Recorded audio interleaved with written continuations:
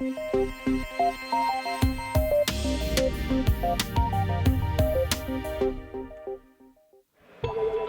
world's largest and most complex space telescope is finally ready after almost 2 decades.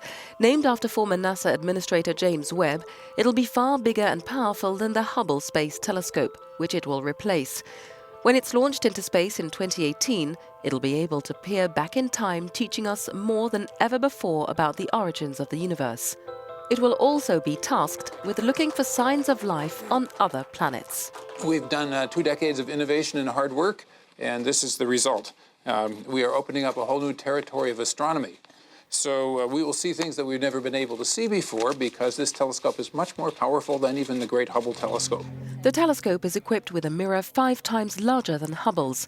Powered by the sun, it'll be able to spot faint light from the very first objects that illuminated the universe and study every phase in the history of our universe following the Big Bang. We would like to know, basically, how did we get here from the Big Bang? I'm hoping that we will find something that nobody knows is out there. So some little thing that happened in the early universe that came before the galaxies, some way that the black holes were formed. We don't know where they came from. So that's a wide open topic for scientists. And close to home, everything we know about planets out there has been a complete surprise. So I'm expecting some more complete surprises about planets.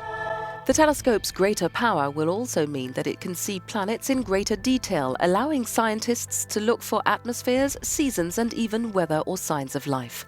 A cooperative venture between NASA and its European and Canadian counterparts, the James Webb Space Telescope still has to go through a series of rigorous tests simulating the violent sound and vibrations that it's expected to experience on its way out into space.